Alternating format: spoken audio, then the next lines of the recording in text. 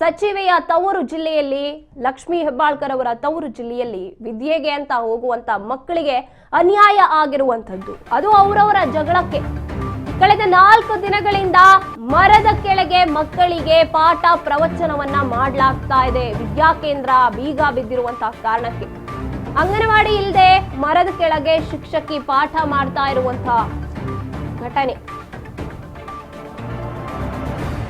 ನಂದಿಕುರ್ಲಿ ಗ್ರಾಮದಲ್ಲಿ ಶಿಕ್ಷಣ ಮಕ್ಕಳ ಸ್ಥಿತಿ ಅಧೋಗತಿಯಾಗಿ ಹೋಗಿರುವಂತದ್ದು. ವಂಜೇರಿ ತೋಟದ ಕೇಂದ್ರಕ್ಕೆ ಬೀಗ ಹಾಕಿದ್ದಾರೆ ಬಾಜು ವಂಜೇರಿ ಅನ್ನುವಂತ ಶಾಲೆಯ ಮಾಲೀಕ. ಬಾಬು ವಂಜೇರಿ ಅನ್ನುವರು ಅವರ ಜಮೀನಿನಲ್ಲಿ ಈ ಒಂದು ಶಿಕ್ಷಣ ಕೇಂದ್ರ ಇರುತ್ತೆ.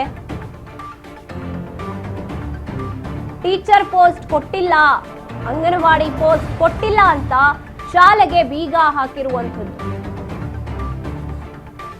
ಯಾವಾಗ ಕೆಲಸ ಸಿಗುತ್ತೆ ಅವಾಗ ನಾವು ಬೀಗ ಓಪನ್ ಮಾಡ್ತೀವಿ ಅಂತ ಹೇಳ್ತಾ ಇದ್ದಾರೆ.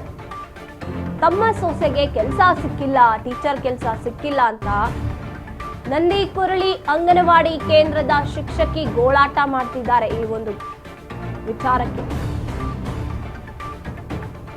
ಕುಟುಂಬ ಕಲ್ಯಾಣ ಇಲಾಖೆ ಅಧಿಕಾರಿಗಳಿಂದ ಸ್ಪಂದನೆಯನ್ನು ಕೂಡ ಕೊಡ್ತಾ ಇಲ್ಲ. ಅವರು ಯಾವುದೇ ರೀತಿಯಾಗಿ ಸ್ಪಂದಿಸ್ತಾ ಇಲ್ಲ ಈ ಸಮಸ್ಯೆಗೆ. 4 ದಿನಗಳಿಂದ ಆ ಮಾಲೀಕ ತಮ್ಮ ಸೊಸೆಗೆ ಟೀಚರ್ ಕೆಲಸವನ್ನ ಅಂಗನವಾಡಿಯಲ್ಲಿ ಕೊಟ್ಟಿಲ್ಲ ಅನ್ನೋ ಕಾರಣಕ್ಕೆ ಯಾವಾಗ ಟೀಚರ್ ಕೆಲಸವನ್ನ ಕೊಡ್ತೀರೋ ಅವಾಗ ನಾವು ಶಾಲೆಯನ್ನ ಓಪನ್ ಮಾಡ್ತೀವಿ ಅಂತ ಹೇಳಿ ಬೀಗ ಹಾಕಿರುವಂಥದ್ದು. ಹಾಗಾಗಿ ಅಲ್ಲಿನ ಮಕ್ಕಳಿಗೆ ಅಲ್ಲಿರುವಂತಹ ಶಿಕ್ಷಕಿ ಮರದ ಕೆಳಗೆ ಪಾಠ ಪ್ರವಚನವನ್ನ ನೀಡ್ತಾ ಇರುವಂಥದ್ದು. ವಂಜೇರಿ ತೋಟದ ಕೇಂದ್ರಕ್ಕೆ ಬೀಗ ಹಾಕಿದ್ದಾರೆ ಬಾಬು ವಂಜೇರಿ ಅನ್ನುವಂತ ಆ ಕೇಂದ್ರ ಶಿಕ್ಷಣ ಕೇಂದ್ರದ ಮಾಲೀಕ. ಇವರಿವರ ಸಮಸ್ಯೆಗಳಿಗೆ ಅಥವಾ ಇವರವರು ಯಾರಿಗೋ ಒಬ್ರಿಗೆ ಶಾಲೆಗೆ ಶಿಕ್ಷಕಿಯಾಗಿ ಆಯ್ಕೆ ಮಾಡ್ಕೊಂಡಿಲ್ಲ ಅನ್ನೋ ಕಾರಣಕ್ಕೆ ಅಲ್ಲಿ ಏನೂ ಗೊತ್ತಿಲ್ಲದೆ ಅಲ್ಲಿ ವಿದ್ಯಾಭ್ಯಾಸಕ್ಕಾಗಿ ಬರುವಂತಹ ಪಾಠ ಪ್ರವಚನವನ್ನ ಕೇಳೋಕೆ ಅಂತ ಬರುವಂತಹ ಮಕ್ಕಳಿಗೆ ಇಲ್ಲಿ ಅಧೋಗತಿ ಆಗ್ತಾ ಇರುವಂತದ್ದು ಇವರಿವರ ಸಮಸ್ಯೆಗಳಿಗೆ. ಹಾಗಿದ್ರೆ ಆ ಮಕ್ಕಳು ಏನ್ ಪಾಪ ಮಾಡಿದ್ವು? 4-5 ದಿನದಿಂದ ಶಾಲೆ ಇದ್ರೂ ಕೂಡ ಇಲ್ಲದೆ ಇರುವಂತೆ ಮರದ ಕೆಳಗೆ ಪಾಠ ಕೇಳ್ತಿದ್ದಾರೆ.22 ವರ್ಷ ಆಯ್ತಲ್ಲ ಕಟ್ಟಡ ಕಟ್ರಿ. MLA ಆದ್ರಲ್ಲ ಇವಳೆಯವ್ರ ಆದಾಗ ಫಸ್ಟ್ಕ ಇಲ್ಲಿ ನಮ್ಮ ಕೊಳ್ಳಿಯಾಗ ಬಂದ್ ಕಿಸಿಂದ ಒಂದ್ ಜಾಗ ಇಲ್ಲ ಹುಡುಗರು ಇದು ಭಾಳ ತ್ರಾಸ ಆಕೈತು. ಯಾವ ಕೊಟ್ರಿ ಇದು? 2000 ಇಸ್ವಿದಾಗ. ಅಲ್ಲ ಇದು ಏರಿಯಾ ಯಾವ್ದ್ರಿ ಇದು?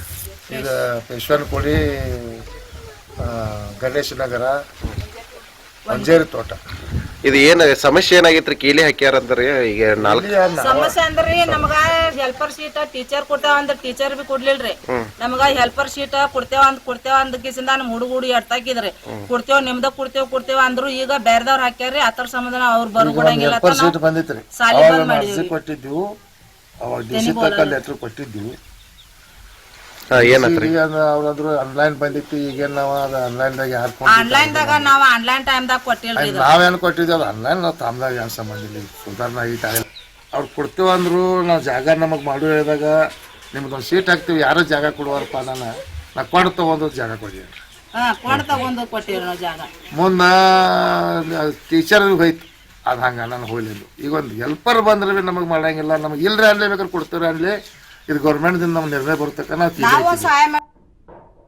ನಾವು ಒಂದು ತಿಂಗಳು ಭೀ ಆಗಿಲ್ರಿ. ನಾಳೆ 11 ತಾರೀಕು ಒಂದು ತಿಂಗಳ ಏನ್ ಸಮಸ್ಯೆ ಆಗಿತ್ರಿ? ಸಮಸ್ಯೆ ಅಂದ್ರೆ ಅವ್ರ ಹೆಲ್ಪರ್ ಶೀಟ್ ಬೇಕಂತ ಕೇಳಿ ಹಾಕೊಂಡ್ ಕೊಡ್ದಾರಿ ಸರ್. ಹೆಲ್ಪರ್ ಶೀಟ್ ಇಲ್ಲ ಆಗೈತೇನ್ರಿ ಇಲ್ಲಿ? ಈಗ ಜಾಗನೂ ಅವ್ರದೇನ್ರಿ? ಜಾಗ ಬಿ ಅವ್ರದ್ರಿ, ಸಾಲಿ ಅವ್ರದ್ದು ಇತರ ಸ್ವಂತ ಕೊಟ್ಟಿದಾರ್ರಿ. ಈಗ ಅವ್ರ ಕೊಂಡ್ ಕೊಡ್ಲಿ ಬೇಕಾದ್ರೆ ಖರೀದಿ ತಗೊಲಿ ಬೇಕಾದ್ರೆ ಕೆಡ್ಕೊಂಡ್ ಹೋಗ್ಲಿ ಅನ್ನಕದಾರೆ. ನಾವ್ ಎಲ್ಲಿ ಹೋಗುದ್ರಿ ಸರ್? ನಮ್ದು ಒಟ್ಟಿ ಮ್ಯಾಗ ಐತ್ರಿ, ಯಾರಿಲ್ರಿ ನಮಗೂ. ಈ ಹುಡುಗರು ಎಷ್ಟು ದಿವಸ ಆಯ್ತು ಹೊರಗದಾರ್ರಿ? ಈಗ 4 ದಿನ ಐತ್ರಿ ಸರ್. ಹೊರಗೆ ಬಿಸಿಲಾಗದಾರ್ರಿ. ಈಗ ಮೇಲಾಧಿಕಾರಿ CDP ಅವರು ಭೇಟಿ ಕೊಟ್ಟಿದ್ರು. ಮಣ್ಣಿನ ದಿವ್ಸ ಬಂದ್ರಿ. ಅವತ್ ನಿನಗ ಸಾಲಿಗೆ ಆಫೀಸ್ ಬಾ ಅಂದ್ರ ನಾ ಹಾದಿನ್ರಿ. ನಾ ನಾಳೆ ಬರ್ತೇನು ನೀವ್ ಹೋಗ್ ಮಟ್ಪತಿ ಅಂದ್ರ ನನಗ. ಮೆಟ್ಪದ ಹೋಗಣ ನಾ ಬೈನ್ರಿ. ನಿಮ್ ಚತ್ತನಕ ಹಾದಿಕಾದಿ 4 ತಕ ನೋಡಿನ್ರಿ. ಬರ್ಲೇ ಇಲ್ಲ ಅವ್ರು. ಸೂಪರ್ವೈಸರ್ ಹೆಸರೇನ್ರಿ? ಸತ್ಯವ ಕಾಂಬಳಿ. ಅವ್ರು ಬಂದಿಲ್ರಿ? ಅವ್ರು ಪೈಲಾ ದಿವ್ಸ ಬಂದ್ರಿ. ಒಂದ್ಸಲ ಬಂದಾಗ್ಯಾರ. ಹಾ ರೀ. ನಿನ್ನೆ CDP ಮೇಡಮ್ ಬರ್ತೇನೆ ಅಂದಿರಿ. ಬರ್ಲಿಲ್ರಿ. ನಿನ್ನೆ 4 ತಕ ಹಾದಿಕಾದ್ ಹೋಗಿಲ್ರಿ ಮನಿ. ಎಸ್, ಅವರು ಹೇಳ್ತಾ ಇರೋ ಹಾಗೆ ವಿದ್ಯಾಭ್ಯಾಸ ಒಂದು ಕೇಂದ್ರ ಇರುತ್ತಲ್ವಾ, ಅಂಗನವಾಡಿ ಕೇಂದ್ರದಲ್ಲಿ ಆ ಮಾಲೀಕನ ಕೇಂದ್ರ ಆಗಿರುತ್ತೆ. ಅಂದ್ರೆ ಮಾಲೀಕನೇ ಅವರು ಜಾಗ ಕೊಟ್ಟಿರ್ತಾರೆ ಈ ಶಿಕ್ಷಣ ಕೇಂದ್ರಕ್ಕೆ. ಅವರ ಸೊಸೆಗೆ ಅವಕಾಶ ಸಿಕ್ಕಿಲ್ಲ ಅಂತ ಇಂಥ ದುಸ್ಥಿತಿ ಬಂದಿರುವಂತದ್ದು.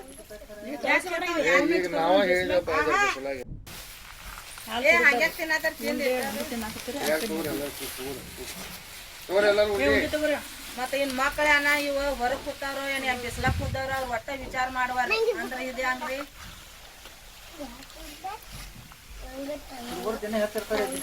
ಈಗ ನಾವ ಹೇಳಿದಪ್ಪ